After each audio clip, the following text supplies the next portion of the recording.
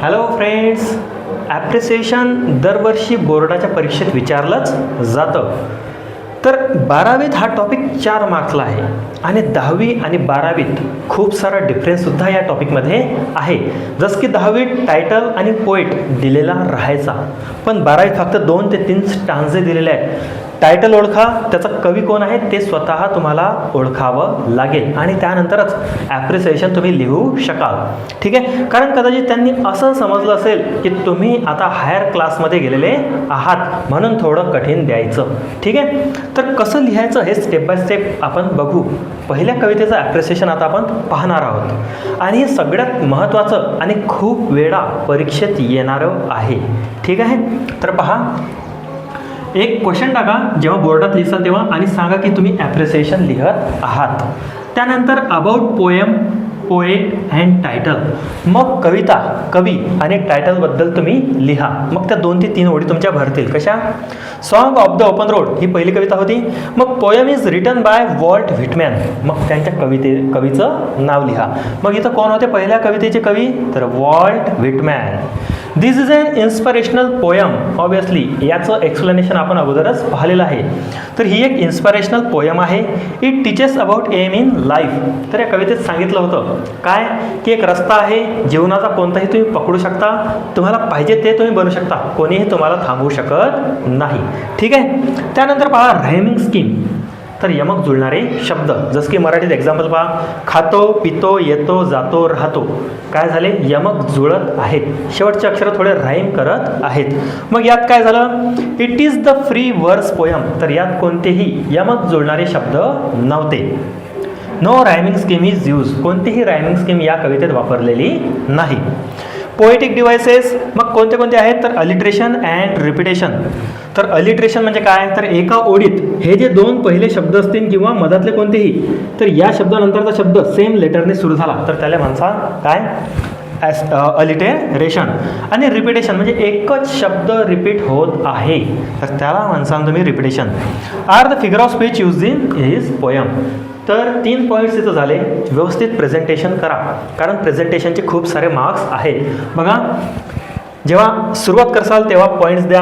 पहिलं letter capital, त्याच्या खाली अंडरलाईन, सुटसुटीत लिहा आणि खोडतोड बिलकुल करू नका. सेकंड पॉईंट लिहिताना यात एका ओळीचा गॅप द्या. ठीक आहे, यामुळे तुमचं प्रेझेंटेशन व्यवस्थित दिसेल आणि तुम्हाला पैकीच्या पैकी मार्क्ससुद्धा मिळतील. तर यानंतर राहिलेली थीम आणि ओपिनियन आपण बघू. हे लिहून घ्या.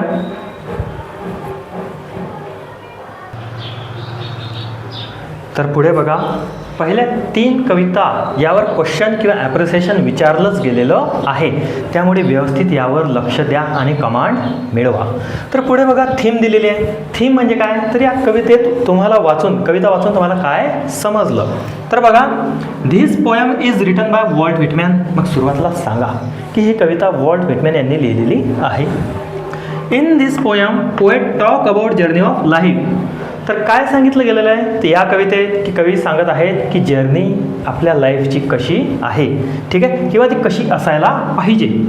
Poet wrote he will not postpone the work. तर लेखकांनी किंवा कवींनी लिहिलेलं आहे काय की ते कधीही टाळाटाळ करणार नाहीत. जे काम दिलंय ते वेळेतच करतील. He will not criticise. ते कोणत्याही गोष्टीवर टीका करणार नाहीत की ही गोष्ट अशी का नाही, ही अशी असती तर मी खूप पुढे जाऊ शकलो असतो.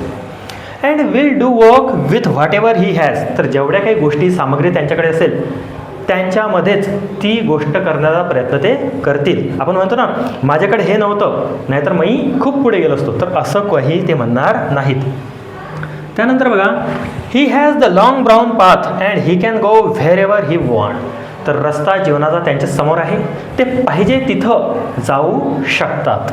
ठीक आहे, आपण सुद्धा आपल्या जीवनात पाहिजे ते करू शकतो, मिळू शकतो. ठीक आहे, पण आपण काय करतो? खूप वेळा टीका करतो, कारणं देतो की माझ्याकडे हे नाही, मला हे भेटायला पाहिजे, ठीक आहे. तर असे ते देणार नाहीत. देअर इज फ्रीडम, तर तिथं निवडण्याचं स्वातंत्र्य आहे, पाहिजे ते करण्याचं स्वातंत्र्य आहे. Also he will carry his responsibilities, आणि त्या रस्त्यावर जाताना त्यांच्या ज्या जबाबदाऱ्या असतील त्यासुद्धा ते लक्षात ठेवतील, फॅमिली लक्षात ठेवतील व्हेअर एव्हर ही गो. कारण कधी बघा कोणताही रस्ता तुम्ही निवडा, जे आपल्या जबाबदाऱ्या असतात, फॅमिली असतात, मुलं बाळ असतात, यांना सोडता येत नाही, त्यांना सुद्धा आपल्यासोबतच घेऊन जावं लागते, ठीक आहे. तर हे झालं थीम. यानंतर 2 पॉईंट्स एक्स्ट्रा आहेत जे लिहून तुम्हाला मार्क्स वाढवण्याचे चान्सेस मिळू शकतात. तर बघा, ओपिनियन आणि मेसेज आपण या कवितेबद्दल लिहिणार आहोत, हे लिहून घ्या. तर पुढे बघा, फेवरेट लाईन दिलेल्या आहेत. तर कवितेतून कोणतीही तुम्हाला आवडलेल्या 2 ओळी व्यवस्थित लिहा, एका ओळीचा स्पेससुद्धा सोडा. त्यानंतर बघा, मेसेज म्हणजे कवितेतून काय संदेश मिळाला. This poem inspire us to choose a goal in our life. तर ही कविता आपल्याला इन्स्पायर करते की जीवनात एखादं ध्येय निवडा, and achieve it without any criticism, आणि कोणतीही टीका न करता त्या ध्येयप्राप्तीसाठी झटा. त्यानंतर 100% तुमचे प्रयत्न त्याला द्या. ओके. लास्ट आहे ओपिनियन. ओपिनियन म्हणजे कविता वाचून तुमचं बनलेलं मत. ओके, तुमचं ओपिनियन काय आहे. तर दिस इज द बेस्ट पोएम, तर सगळ्यात चांगली कविता आहे. I ever read, everyone must read it, आणि प्रत्येकानं ही कविता वाचायलाच पाहिजे. तर सगळ्यात सोपं असं हे ॲप्रिसिएशन असतं. फक्त 12वीत गेल्यानंतर थोड्या ओळी वगैरे वाढवाव्या लागतात, थोडं व्यवस्थित लिहावं लागतं, प्रेझेंटेशन व्यवस्थित करा, ठीक आहे. जे पॉईंट्स असतील मेजर त्याच्याखाली अंडरलाईन करा, पहिले लेटर कॅपिटल घ्या, या 2मध्ये एक ओळी सोडा, ठीक आहे. यामुळे काय होईल, प्रेझेंटेशनचे मार्क्स मिळतात. खूप जणं लिहून येतात पण मार्क्स त्यांनाच भेटतात ज्यांचं लिहिलेलं व्यवस्थित असते. खोडतोड करायची नाही. हा व्हिडिओ जर तुम्हाला आवडला तर सबस्क्राईब करा आणि तुमच्या फ्रेंड्सनासुद्धा शेअर करा, ठीक आहे. काही प्रॉब्लेम असो मला कमेंट्स करून सांगा. तर इथं आपण थांबू आणि भेटू लगेच पुढच्या व्हिडिओमध्ये. थँक्यू.